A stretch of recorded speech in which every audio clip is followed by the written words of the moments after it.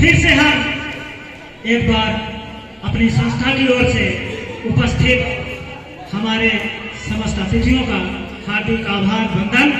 और अगली प्रस्तुत के लिए हम आमंत्रित करेंगे काजल पटेल, दिव्या विश्वकर्मा।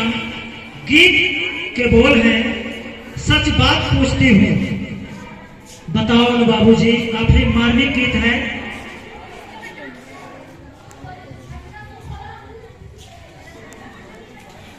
पराया होकर भी कभी पराई नहीं होती, पराया होकर भी कभी पराई नहीं होती। शायद इसलिए बाप से हंसकर कभी बेटी की विदाई नहीं होती। सच है